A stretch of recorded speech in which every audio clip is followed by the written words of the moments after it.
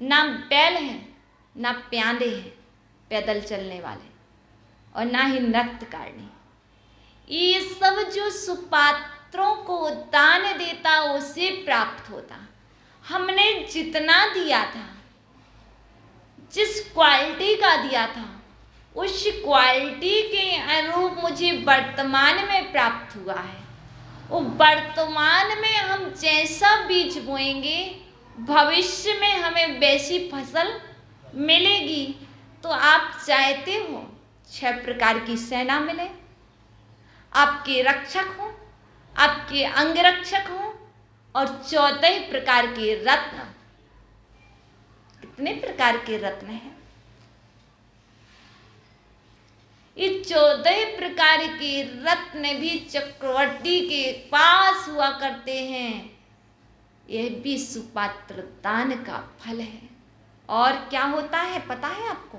एक नहीं, दो नहीं, 96,000 स्त्रियों का स्वामी होता। 96,000 रानियां होती हैं। किसकी? चक्रवर्ती की। वह उनको भी छोड़ देता है। लेकिन ये रानियों की प्राप्ति भी सुपात्र दान के फल से होती है।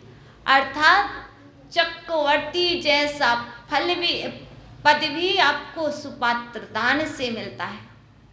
ये जैन कुल, ये उत्तम कुल, ये पढ़ेले परिवार सुपात्र दान का फल है भैया।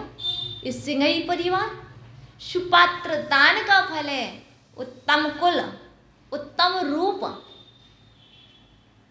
उत्तम जाति, उत्तम स्वभाव। आपका स्वभाव यदि उत्तम है तो सुपात्र दान का फल। आपके लक्षण उत्तम है तो भी सुपात्र दान का फल। बुद्धि प्रखर है, आप धीमान हो, मतिमान हो, बुद्धिमान हो, प्रज्ञावान कहो, धीमान कहो, बुद्धिमान कहो, मतिमान कहो, ये सभी पर्यायवाची हैं। आप बहुत अच्छे धीमान हैं। हे धीमान, अपनी धी पर घमंड मत करो। ये आपने जो पूर्व में सुपात्रों को दान दिया था उसका फल है। कुंद कुंद स्वामी कह रहे कि आपको इतनी अच्छी बुद्धि मिली, इस बुद्धि का सदुपयोग करो। यदि इस बुद्धि का दुरुपयोग करोगे तो ये बुद्धि चली जाएगी, पुनः आपके पास नहीं आ सकती। यदि इस बुद्धि का सदुपयोग करोगे तो आगे और अच्छी बुद्धि की प्राप्ति होगी। शिक्षा, आपकी एजुकेशन बहुत अच्छी है। क्या बात है, आप तो एमए की हो। क्यों? इस शिक्षा भी उत्तम सुपात्र दान का फल है। आपका स्वभाव बहुत अच्छा लगता है, मधुर है, अंदर बाहर एक है। आपका स्वभाव मिलनसार है। ये सब क्या है? ये तुम्हारा कुछ भी नहीं है। तुम घमंड मत करो, अहंकार मत करो। ये तो सब बासा है, पुराना है, जो पूर्व में किया उसका फल आज प्राप्त हुआ है। ये गुण आपकी एक बहुत अच्छी विशेषता है अमित भैया। आपका एक बहुत अच्छा गुण है कि आपसे जो कहा जाए आप जल्दी सुन लेते, आप सहज स्वीकार कर लेते। ये गुण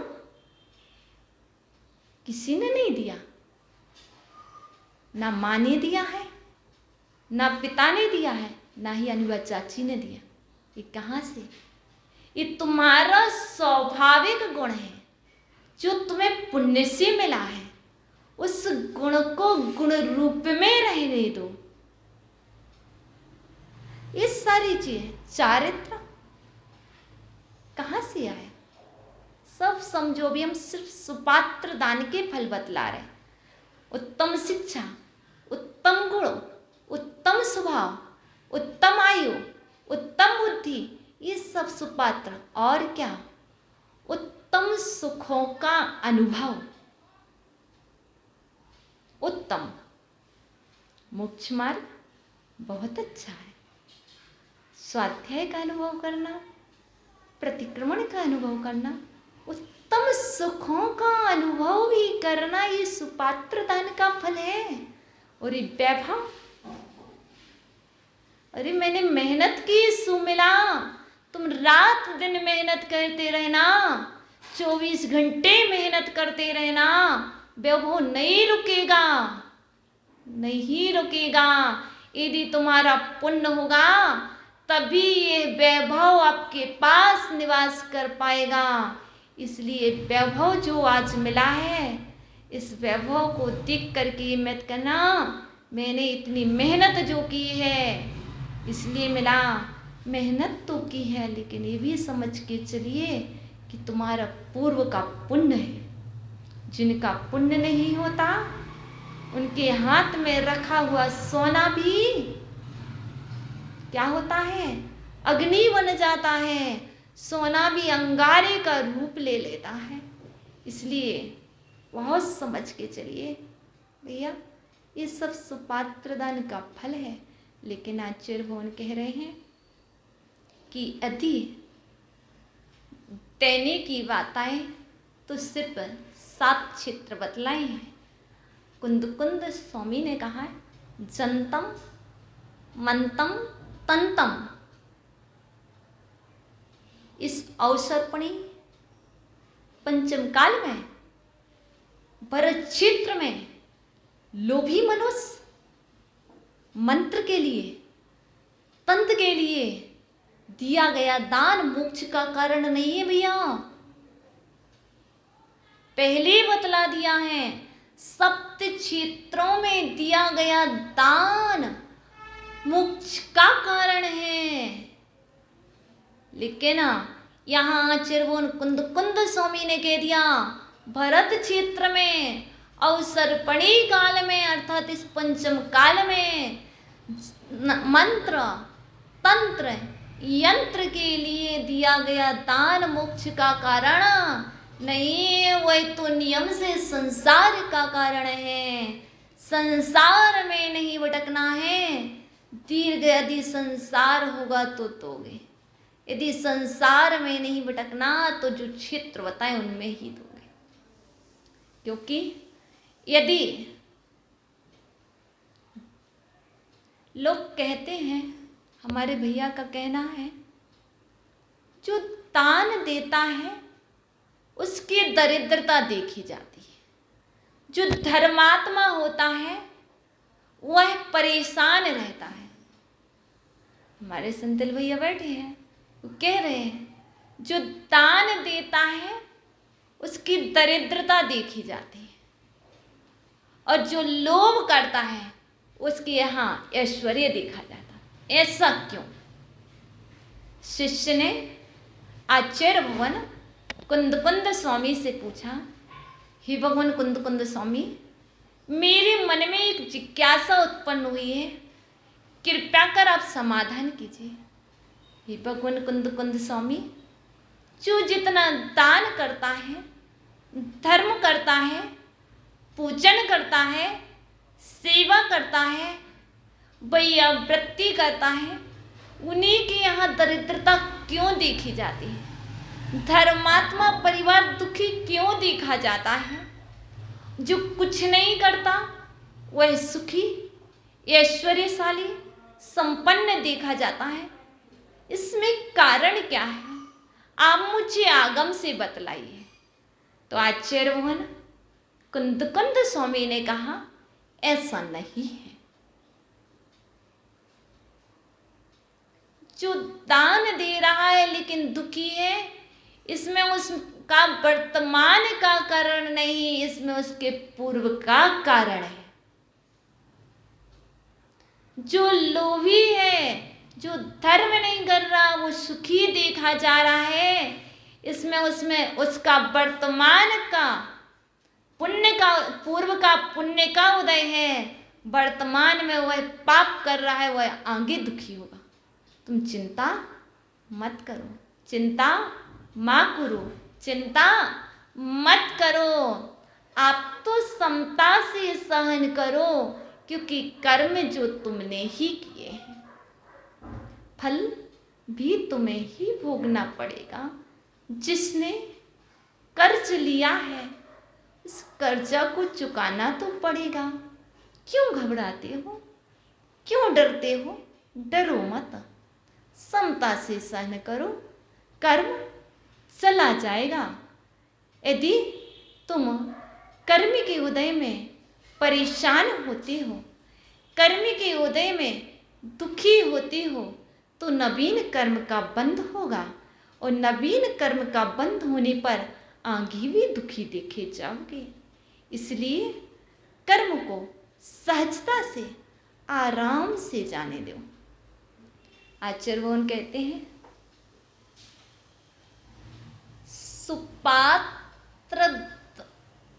सुपात्र के बिना दान निष्फल जानो। सुपात्र के बिना दान निष्फल जानो। भैया आपको याद होगा, नाम मुझे याद नहीं, जिन्होंने धबला जी का प्रकाशन कराया था, उनके पास 1 लाख रुपए थे। उन्होंने पूछा था, पेपर में निकलवाया था, मुझे दान देना है, कृपया कर कोई मुझे मार्गदर्शन दे, मैं कहाँ दान दूं। सिद्धांत लेखन ऐसे ही मुझे भाव बन गए हैं कि मुझे दान देना है, तो दान देने के लिए अब क्या करो? पात्र की खोज करो। यदि पात्र को नहीं खोजोगे, यूं ही दे दोगे, तो वो निष्फल जानो। उसर खेते बविदम, उसर खेते बविदम। वो तो ना आपका दान, वो धन तो उस खेत में बोए गए बीज की तरह हो जाएगा, कुछ नहीं मिलेगा। इसलिए थोड़ा सा धैर्य रखो, संबल रखो, समता रखो, आने दो समय, सुपात्र मिलेगा, तब सुपात्र को ही देंगे। इसलिए सुपात्र के बिना दान निष्फल है। जैसे योग्य पुत्र के या सुशील पुत्र के बिना घर में धन निष्फल है। पुत्र तो है पर सुशील नहीं है, योग्य नहीं है। अब तुम कितना भी धन कमा के रख देना, वो धन कोई काम का निष्फल जा, क्योंकि जो पुत्र है वो व्यसनी है, वह अच्छा नहीं है। तो आपके द्वारा दिया गया वह धन भी पुत्र के लिए कोई काम का नहीं है। उसी तरह कुपात्र को दिया गया दान भी निष्फल जानो। खोजो भैया, पुत्र सुशील हो तो धन को एकत्रित करना, यदि नहीं हो तो क्यों करना। ऐसे ही आचार्य कहते हैं, भावों के बिना, जैसे योग्य पुत्र के बिना धन निष्फल है, ऐसे ही आपके शुभ भावों के बिना, आपके भावों के बिना व्रत, गुण, चारित्र निष्फल जानो। यदि आपके भाव है तो व्रत का पालन करो। गुण, चारित्र तभी सफल है जब आपके भाव उत्तम है। बिना भावों के कोई भी वस्तु उत्तम नहीं है। आगे बहुत अच्छी बात कही है, इसलिए आप लोगों से कहते हैं, संक्लेश मत करो, संक्लेश मुक्त रहो। क्यों आर्तरौत ध्यान करते हो? क्यों निंदा पुराण सुनाते हो? हमें नहीं सुनना निंदा पुराण, हमें नहीं सुनाना। आचार्य भगवान कहते हैं, जीर्णोद्धार जीर्णोद्धार, प्रतिष्ठा, जिन पूजा, तीर्थ यात्रा कि बचे हुए अवशिष्ट अन्न को जो भोगता है, उसको जो खाता है, वह नरक जाता है। भैया, जिसे नरक से बचना हो वो ध्यान रखे, जीर्णोद्धार का, प्रतिष्ठा का, जिन पूजा का, तीर्थ यात्रा का, जो भी द्रव्य बचा है मैं उसका उपयोग नहीं करूँगा। जो भोगता है भोगने दो, मुझे क्या करना, वो नरक जाएगा। हम कह कर के क्यों कर्म का बंध करते हैं, मुझे नहीं करना।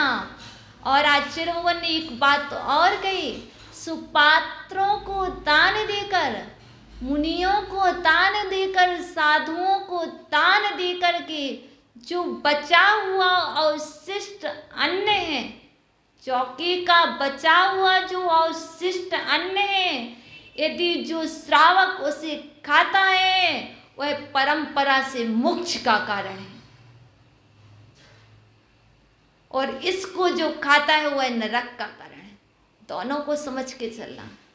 इसलिए पूजा दान के द्रव्य का हरण करने वाला, पूजा का हो दान का हो, इसकी द्रव्य का अपहरण करने वाला व्यक्ति तो व्यक्ति का अपहरण करते हैं। जो इनका भी धार्मिक कार्यों के द्रव्य का अपहरण करते हैं वो क्या होते हैं?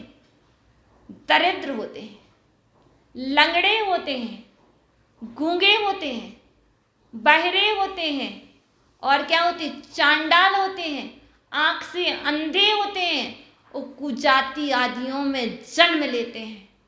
अंधा ना बनना हो, लंगड़ा ना बनना हो, गूंगा नहीं बनना, बहरा नहीं बनना, दरिद्र नहीं बनना, चांडाल नहीं बनना, कुमानुष नहीं बनना। इन सबसे यदि बचना है तो ध्यान रखना, ना तो मुझे पूजा के द्रव्य का अपहरण करना है, ना मुझे दान का अपहरण करना है। जो ऐसा करता है वह ऐसा होता है। आचार्य भगवान कुंद कुंद स्वामी की दृष्टि है, हमारी दृष्टि नहीं है। आगे और क्या होता है? इतना ही नहीं, अभी तो बहुत कुछ है। हाथ, एक हाथ नहीं होता, कभी दोनों हाथ नहीं होते, कभी पैर नहीं होते, कभी पैर होते तो आगे होते, पीछे होते, एक्स्ट्रा होते हैं। कान एक होता है, नाक ठीक नहीं होती है, कभी होती नहीं है, छाती नहीं होती, कुवड़ निकली रहती है, अंगुली कम होती है, ज़्यादा होती है। ये सब चीज, हाथ, पैर, कान, नाक, छाती, अंगुली आदि हीन या अधिक होना, ये सब दृष्टिहीन होना, ये सब क्या है? पात्रदान, पूजा और दान के द्रव्य का हरण करने से होते हैं। यदि इन सब चीज़ों से बचना है, अभी तक नहीं किया था तो अच्छी पर्याय की प्राप्ति हुई है। यदि अब करोगे जो है तो ये समझना चाहिए, कुंद कुंद स्वामी की दृष्टि में तो ये है, पर किसी को कहना नहीं, कहना नहीं। आप कहोगे तो विवाद खड़ा होगा। प्रवचन इसलिए नहीं है कि दूसरे के ऊपर पॉइंट कसना, प्रवचन को सुन करके स्वयं को संभालना, स्वयं के भावों को संभालना, पुण्य का संचय करना, वो स्वयं सुन ले। इतना कह सकती, भैया रेणसार पढ़ लो, भैया ये प्रवचन सुन लो।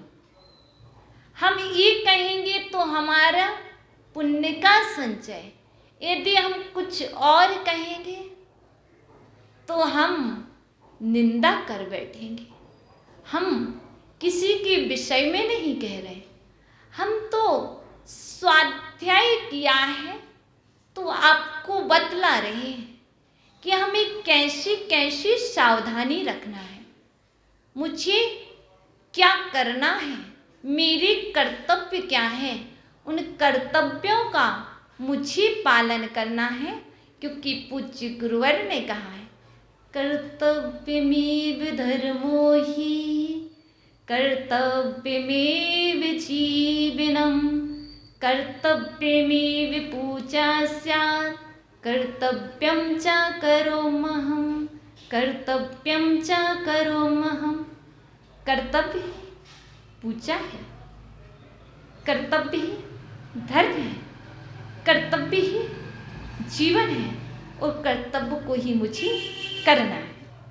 मेरा कर्तव्य है पूजा करना, क्योंकि दानम पूया, मैं श्रावक हूँ। मेरा कर्तव्य है क्या? पूजा करना। मेरा कर्तव्य है दान देना। तो मैं कर्तव्य को कर रहा हूँ, मैं थोड़ी ना कुछ कर रहा हूँ। मैं कौन होता हूँ जो कुछ कर सकता हूँ? मैं तो अपने कर्तव्यों का पालन कर रहा हूँ। कहाँ गए थे अमित भैया? मंडी गए थे? नहीं, कर्तव्य का पालन करने के लिए गए थे। तो कर्तव्यों का पालन किया है मैंने, और एक कर्तव्य का पालन करने से मोक्ष सुख मिलता है, स्वर्ग की सीढ़ी है, स्वर्ग की संपत्ति मिलती है। और हमारा कर्तव्य है अध्ययन करना, ध्यान करना। हम तो अध्ययन कर रहे हैं, अध्ययन करा रहे हैं। गुरुवर ने जो कर्तव्य दिए हैं उन कर्तव्यों का पालन कर रहे हैं। इसलिए कर्तव्यों को सदा करता रहना, सदैव करते रहना, कर्तव्यों से विमुख नहीं होना। हमारा काम कर्तव्यों को करना है। आज हमने प्रवचन के माध्यम से कर्तव्य जाना, दान जाना, मोक्ष का सुख जाना और सुपात्र दान का फल जाना। कल पुनः हम मिलेंगे किसी नए विषय को लेकर के। तब तक के लिए आप सभी के लिए एक नियम है, छोटा सा। आज छोटा सा भोजन से आज आप हरी मिर्ची नहीं खाओगे। यदि पड़ गई हो भोजन में तो कोई बात नहीं, ऊपर से नहीं लोगे। ओम नमः।